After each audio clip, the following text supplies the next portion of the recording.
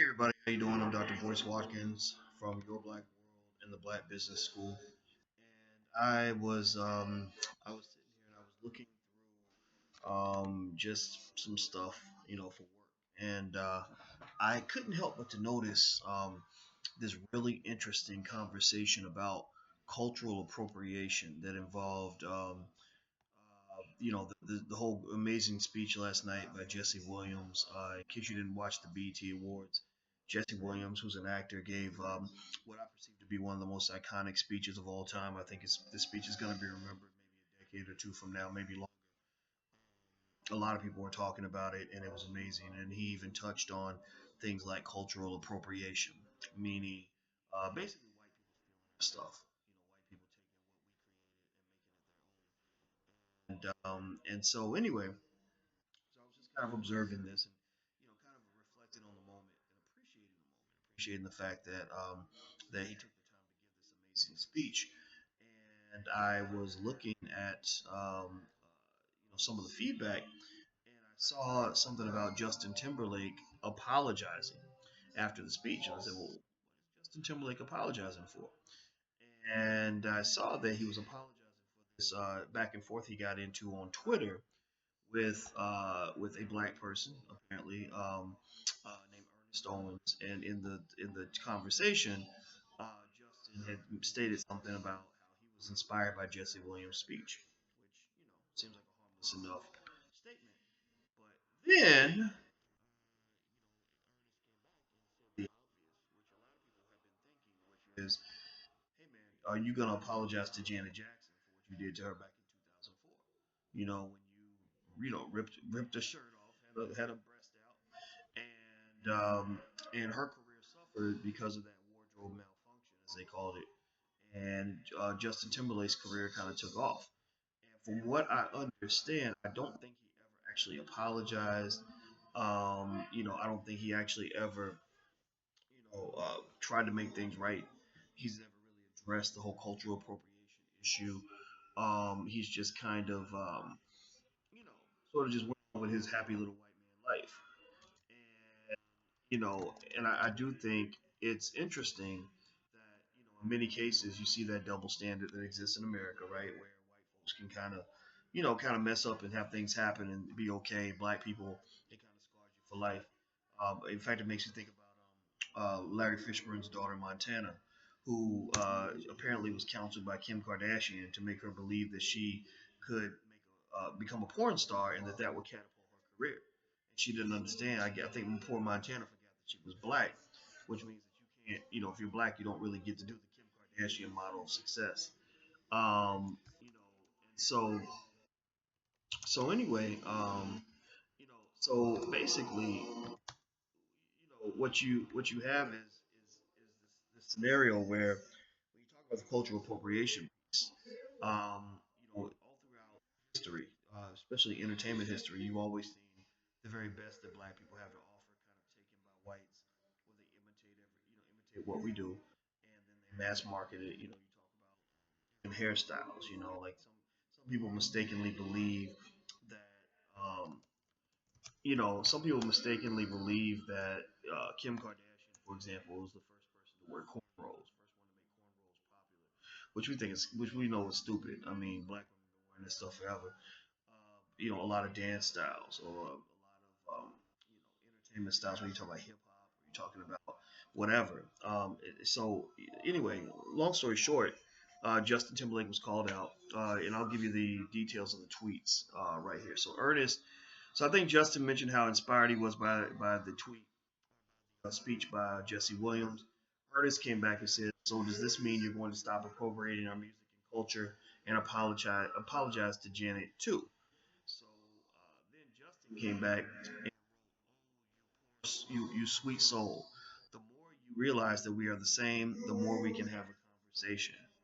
And so anyway, apparently people got upset with what Justin said, and they kind of came back at him. And one guy said, all you have to do is listen. Don't get offensive. Don't get defensive. Just listen. Hear what folks are saying. Somebody else said, you realize the whole point of the speech you praise was that we're not the same, right? That's what Miles Brown said to him. think that's a very good point. I know Justin came back and he said, I feel misunderstood. I responded to a specific tweet that wasn't meant to be a general response. I should have responded anyway, or I shouldn't have responded anyway. And Justin's right. He probably shouldn't have responded.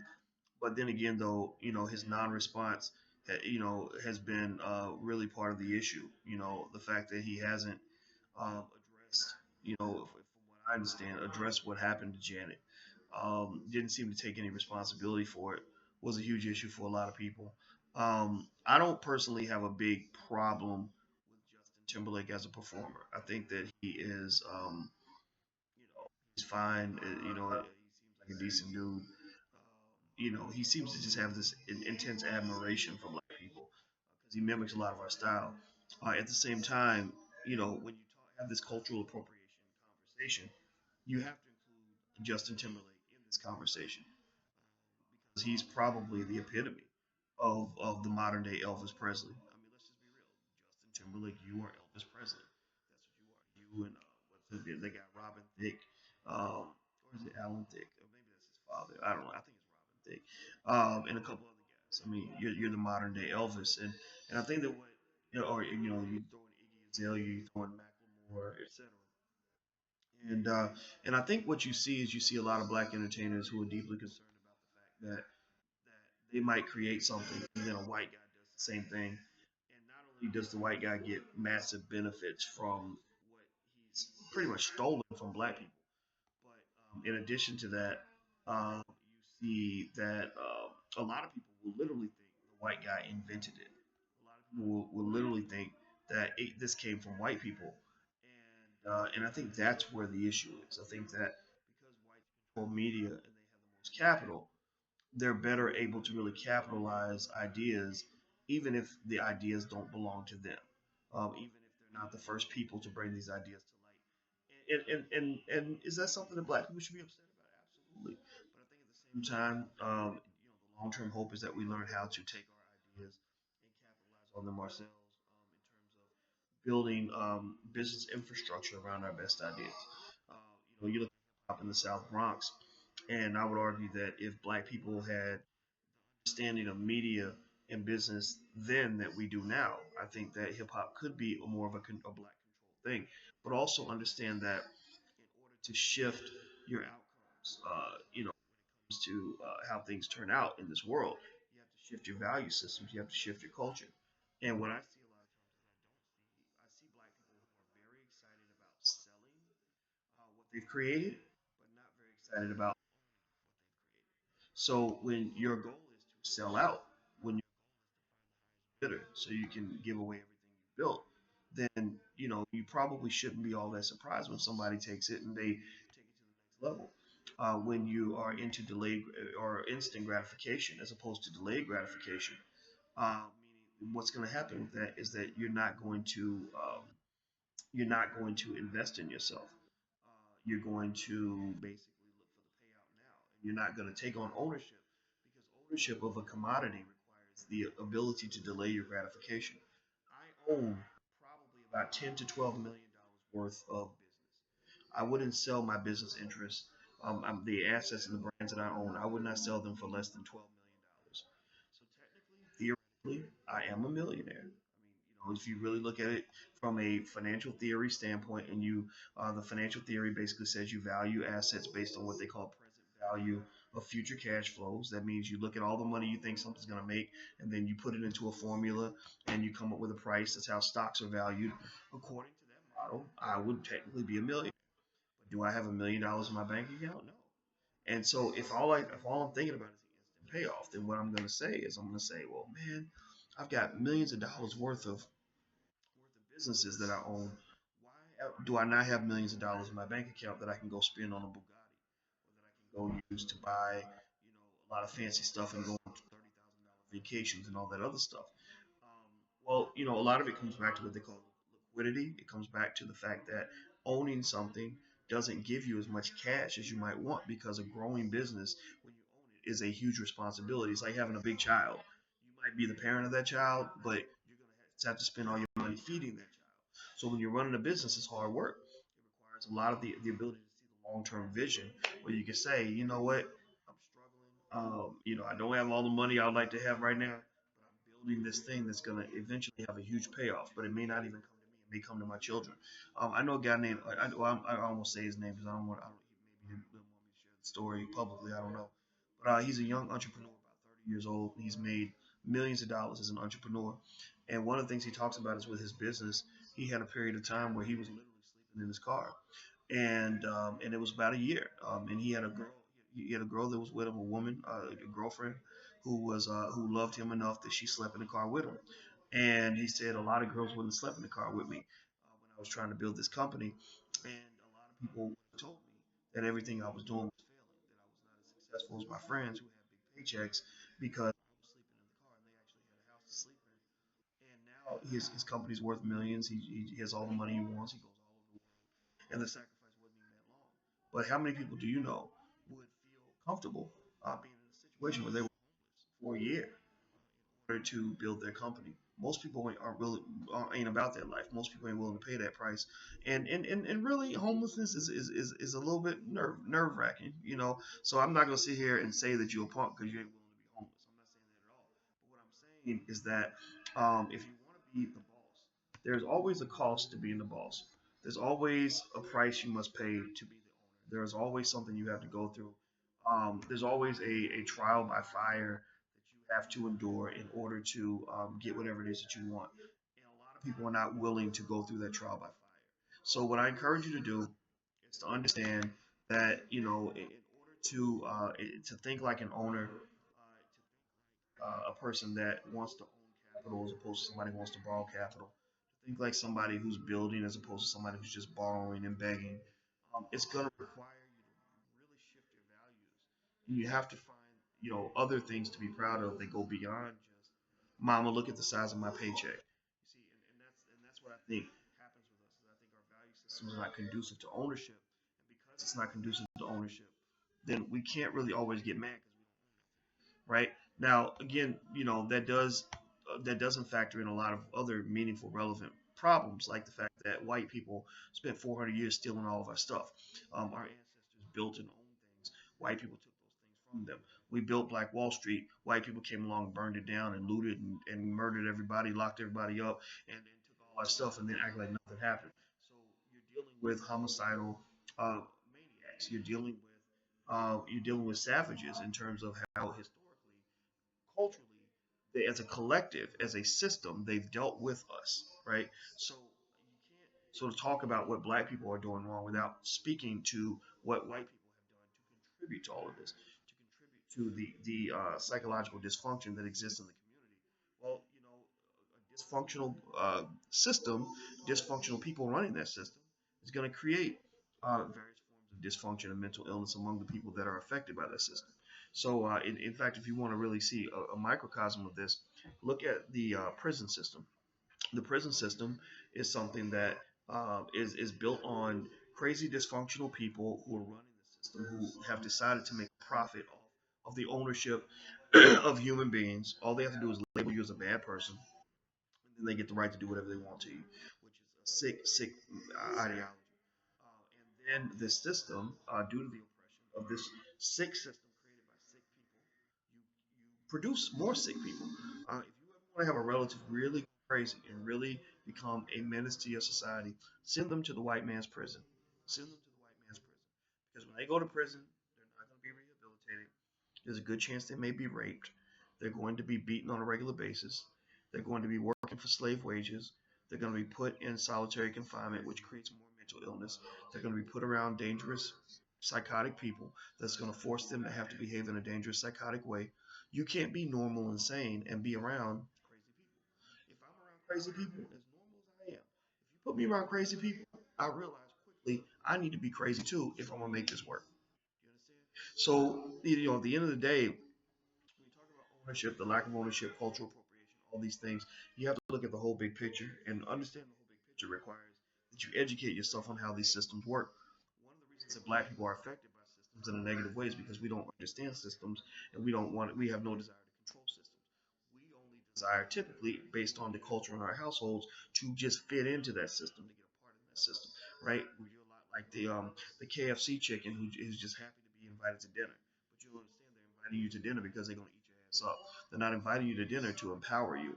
So when you sit around and you're waiting for your oppressor and your master to empower you, you're going to be waiting for the rest of your life. So anyway, before I forget, I want you to write this down in case you haven't done it. You can get a free copy or a free e-copy of my book. It takes a village to raise the bar. You can go to drboycewatkins.net, not .com. Go to drboycewatkins.net, and you can get a free e-copy of the book. So I hope you'll check it out. Also, if you want to order a copy of Hidden Colors, we are one of the distributors for Hidden Colors. You can order Hidden Colors bundle pack, which we don't want it to just be entertainment.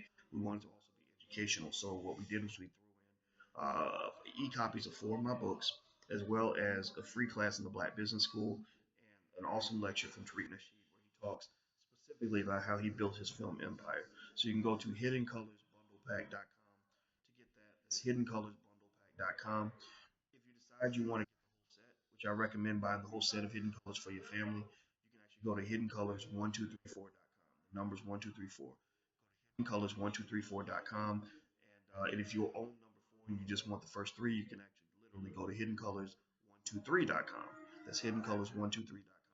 And so the reason I bring this up is because, well, number one, in case you're wondering, whenever I'm doing, these little conversations, these little sermons, if you want to call it that, because I really do feel like I'm spreading the gospel in terms of helping you kind of see what I see the things I saw from spending, literally 10 years, 12 years in a vacuum of doing nothing but studying economic models and things like that.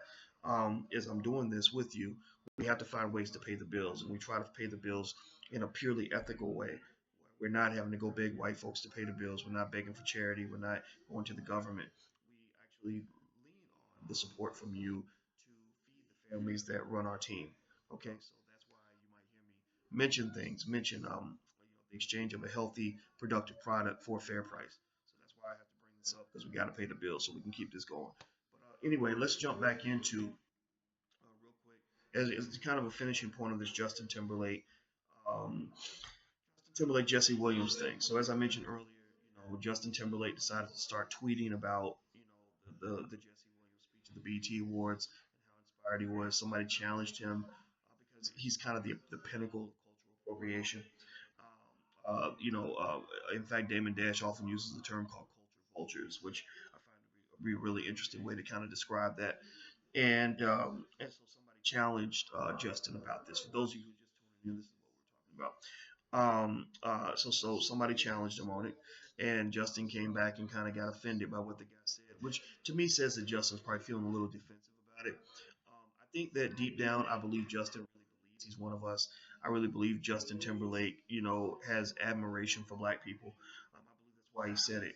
But at the same time, I think Justin Timberlake has to understand that he too was a victim of white supremacy. Justin Timberlake has to realize that he too is a product of the mental illness that is known as American racism, which means that you can't think that because you're a liberal white boy that somehow you've escaped all the toxic poisons that white men have injected into your brain and your culture and your sociological ecosystem for the last 300-400 years. You can't convince me that in all your love for black folks that you really would want to be us, that you really want to have our experience. Because I'm gonna tell you like this, Justin. I hate to say this, dude. If you were black, you wouldn't be famous. You wouldn't be rich. There's a good chance you might be dead or in prison or in poverty. So let's stop pretending like we're the same. We ain't the same. This whole love, peace, and let's just be colorblind bullshit. That does not work in our world, Justin. And that's what Justin Timberlake needs to understand is that you ain't black, bro. You can admire black people. You can give us that respect, and we will respect you back. But stop acting like we're the same. We ain't the same. We're not. We certainly show as hell not treated the same. We show as hell don't go through the same experience. And again, most statistical indicators say that if Justin Timberlake had been born a black man, his life would have been completely different. Dude, you might not have made it past the age of 9. So let's stop with all this like we're all the same shit. We're not the same. And in fact, the best way you can respect black people is to realize that the differences can be celebrated in a productive way. You can do your Elvis Presley thing. I mean, because that's what you're doing. You're part of the Elvis Presley tradition, and I don't hate him for that. He got swag. He's smooth. He's good. He's amazing. But you got to see it for what it is. If you want to take a cue, maybe another white man can explain it to you better. Listen to other white people more than they listen to us. Go listen to Justin if you're watching this, and I hope Justin sees this. Go read some of Tim Wise's works, or listen to one of his speeches. And what I like about Tim Wise is that Tim Wise is a white man who talks about racial issues in a fair way, but he never forgets that he's white. He never forgets that he's white. He doesn't come in with this whole we're all the same nonsense. That somehow race doesn't matter and we're one human family. Man, get out of here with all that shit. Like we, I don't as a black man really have the luxury of being that idealistic about the goodness of all humanity. I mean, yeah, I look for the goodness in the world, the goodness in people. I believe all human beings deep down can be inherently good. But I've been dealing with the craziness of the psychotic white man my whole life. I mean, and everything that has been created from his mental illness. And I'm not talking about every white man in the world. I'm talking about the ones who created this system, who perpetuated it. Do you understand how sick racism is? I mean, do you really understand what they did to our ancestors? I mean, who would go up to a pregnant woman that they don't even know and cut the baby out of her stomach just because of the color of her skin?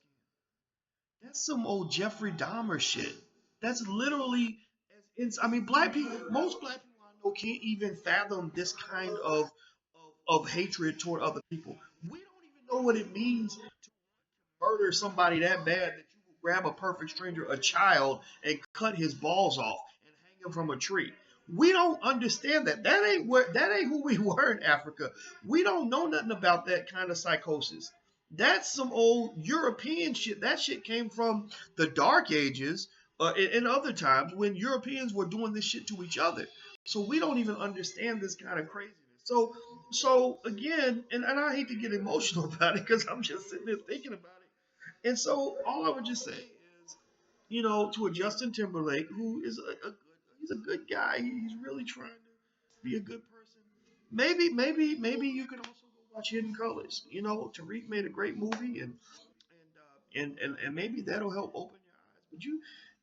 But don't say something if you ain't got something to say that's genuinely productive. Then don't say anything at all. And what happens a lot of times is when entertainers try to do social commentary, they typically do things that are above their pay grade. Just to be honest with you, they become experts at singing, dancing, and performing. They're not experts at understanding, the history of America, the sociology of this country, and how our country operates, as a system. So the best that a Justin Timberlake can do really is sit back and listen and try to understand why people feel the way they feel. Because I'm gonna tell you what, brother, a lot of people are mad at you about what happened with that Janet Jackson thing. You probably know that, and it wasn't your fault. But the fact is that because you were a white guy, you were able to escape that. And Janet suffered. Her career suffered because Janet's career ain't been the same since that time. And if you had flipped that, if you'd had a white woman and a black man, let's say Diddy accidentally pulls Britney Spears' boob out at the Super Bowl, then suddenly Diddy would be the perpetrator. Diddy would be considered the hostile party in that whole transaction. Diddy's career would have been the one that suffered, not Britney. So that's all I gotta say. I'm about to roll on out of here. Don't get if it's Justin Timberlake or his people see this, don't get offended. I don't hate the brother. I think he just needs to take his time and get educated on the issue as opposed to trying to make this commentary that doesn't really work. And by the way, guys, if you want to get the free e-copy of my book, go to drboycewatkins.net. That's drboycewatkins.net. And if you want to buy Hidden Colors 4, go to hiddencolorsbundlepack.com. So I'm out of here, guys. I'm about to go eat breakfast or lunch or something with my goddaughter. Got family in town, so I gotta go be a good relative. So I'll talk to you guys soon. I love you.